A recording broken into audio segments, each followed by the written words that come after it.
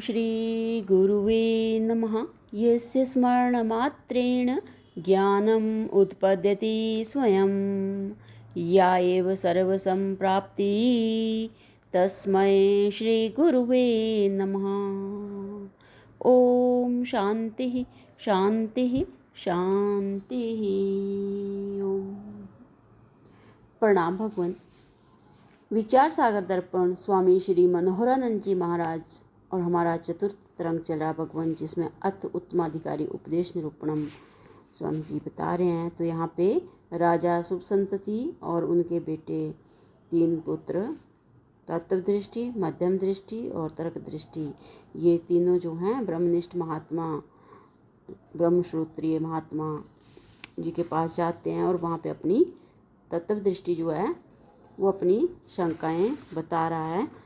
तो यहाँ पे चौथी शंका जो है, शंका बताई कि भाई भगवान दयालु प्रभु, आपने संसार को मिथ्या बताने के लिए जो जो रस्सी में सर्प इत्यादि के उदाहरण दिए, वो उदाहरण भी मुझे पूरे समझ में नहीं आ रहे हैं। रस्सी इत्यादि में सर्प आदि की भ्रांति कैसे होती है, और जब तक ये दृष्टांत ही समझ में नहीं आएंगे तब तक संसार की मिथ्या प्रतीति कैसे होती है, यह भी समझ में नहीं आ सकता। तो और बताया कि भाई रस्सी में सर्प की भ्रांति का कथन करने वाले 4 मत मैंने सुने हैं, जिनको ख्याति, इनकी प्रतीति और कथन भी कहते हैं। अब उन चारों में कौन सा मत ठीक है, ये मेरी समझ में नहीं आता है। तो इन्होंने शून्यवादी बौद्ध का मत बताया, क्षणिक विज्ञानवादी बौद्ध क्या कहते हैं ये बताया, और न्यायिक और विशेषिक जो हैं वो वास्तव में संसार कहीं है ही नहीं, इसके बारे में क्या कहते हैं वो बताया। और फिर सांख्या मत वालों का क्या मत है, ये शंका जो है यहाँ पे बताई है। तो अब वो कह रहे हैं, गुरुजी बता रहे हैं कि उत्तर में कि हे शिष्य, ये चारों मत युक्तिहीन और असंगत हैं। चारों मत युक्तिहीन तथा असंगत हैं। पहले ये तीनों मतों में जो तुमने दोष देख ही लिए, पहले 3 मतों में तो दोष देख ही लिए। अब इस अख्याति मत में जो दोष है वे भी सुनो। एक तो वे जो यह कहते हैं कि जिस समय रस्सी में सर्प दिखता है उस समय सर्प की स्मृति होती है, वह ठीक नहीं है, क्योंकि सर्प की स्मृति के कभी भय नहीं होता। सर्प की स्मृति से कभी भय नहीं होता, किंतु उस समय जो भय होता है उस समय तो भय होता है। यहाँ पे स्वामी जी कह रहे हैं कि सर्प की स्मृति से कभी भय नहीं होता, किंतु उस समय जब रस्सी में सर्प दिखता है तब भय होता है। और भ्रम की निवृत्ति होने के बाद ऐसा कहा जाता है कि मुझे रस्सी में मिथ्या सर्प दिखाई दिया था, मुझे सर्प की स्मृति हुई थी, ऐसा कोई नहीं कहता। इसलिए उस समय सर्प की स्मृति को मानना ठीक नहीं। और दूसरा दोष यह है कि यह सर्प है, यहाँ ज्ञान एक ही प्रतीत होता है, 2 नहीं। तीसरा दोष यह है कि एक ही समय अंतःकरण में स्मृति रूप और प्रत्यक्ष रूप, ये 2 ज्ञान नहीं हो सकते। क्योंकि हम देखते हैं कि जब हमें किसी की याद आती है तो उसी समय सामने रखी हुई वस्तु नहीं दिखती, और जिस समय हम सामने किसी वस्तु का प्रत्यक्ष करते हैं तो उस समय हम दूसरी बातें भूल जाते हैं। इसलिए जब एक समय स्मृति और प्रत्यक्ष, ये 2 ज्ञान हो नहीं सकते एक समय में, कि स्मृति भी हो और प्रत्यक्ष भी हो, ये 2 ज्ञान जो हैं स्वामी जी बता रहे हैं कि नहीं हो जाते, नहीं हो सकते।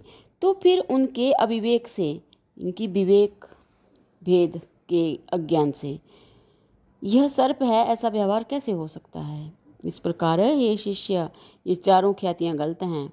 इसलिए सर्प की भ्रांति कैसे होती है यह समझाने के लिए मैं तुम्हें वेदांत सिद्धांत के अनुसार अनिवर्चनीय ख्याति बतलाता हूँ। जिस प्रकार अंधकार में किसी वस्तु को देखने के लिए जब हम टॉर्च जलाते हैं, तब टॉर्च के कांच में जो प्रकाश निकलता है, टॉर्च के कांच में से जो प्रकाश निकलता है वह पहले अंधकार को चीरता है, इनके हटाता है, फिर वस्तु को जलवाता है। इसी प्रकार किसी वस्तु को जानने के लिए जब अंतःकरण की वृत्ति आँखों द्वारा बाहर निकलकर वस्तु तक पहुँचती है, अंतःकरण की वृत्ति आँखों द्वारा बाहर निकलकर वस्तु तक पहुँचती है, तो उस समय दो काम होते हैं। एक तो वृत्ति उस वस्तु के अज्ञान को हटाती है और दूसरा उस वृत्ति में आया हुआ चिदाभास वस्तु को जन्माता है। जब वृत्ति अज्ञान को हटाती है तो उस अज्ञान के हटने को कहते हैं वृत्ति व्याप्ति। जब वृत्ति अज्ञान को हटाती है तो उस अज्ञान को हटाने को कहते हैं वृत्ति व्याप्ति। और जब वृत्ति में आया हुआ चिदाभास फल प्रतिबिंब, इनकी चिदाभास मतलब फल प्रतिबिंब पदार्थ को जन्माता है, तो उस जन्माने को कहते हैं फल व्याप्ति।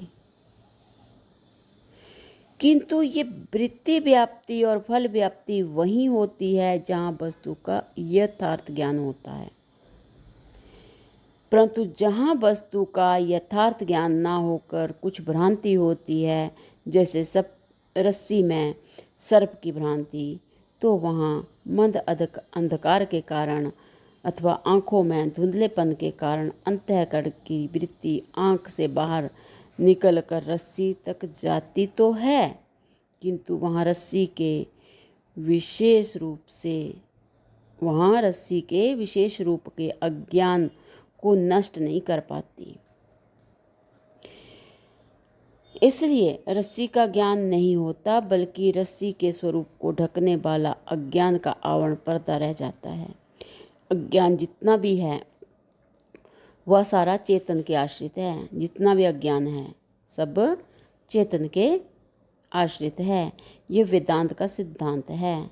और वह चेतन सर्वव्यापक होने के कारण जितने देश में रस्सी है उतने देश में भी विद्यमान इनकी मौजूदगी है। उस चेतन को रस्सी उपहित चेतन कहते हैं। उस चेतन को रस्सी उपहित चेतन कहते हैं। उस रस्सी उपहित चेतन के आश्रित जो अज्ञान है उसको अंधकार इत्यादि दोषों के कारण वृत्ति नष्ट नहीं कर पाती।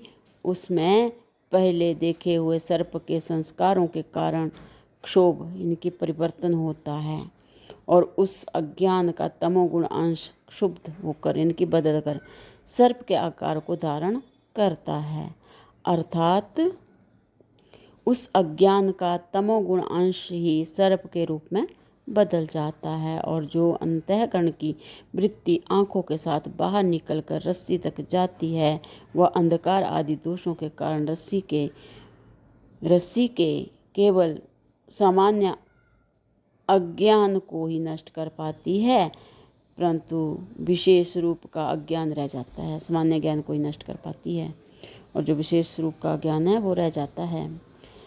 रस्सी के सामान्य अंश की यपन व हैपन को विशेष करने वाली जो वृत्ति, अर्थात यह कुछ लंबी सी टेढ़ी सी वस्तु पड़ी है, ऐसी जो इदमाकार वृत्ति उसे उपहित चेतन इनकी जो साक्षी चेतन के आश्रित अविद्या अज्ञान का सत्व गुण अंश सर्प ज्ञान के रूप में परिणित होता है, इनकी बदल जाता है।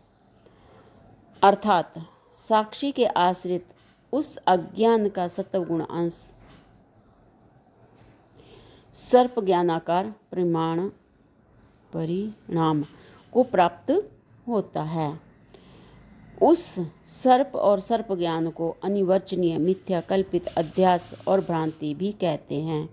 अनिवर्चनीय मिथ्या कल्पित अध्यास और भ्रांति भी कहते हैं।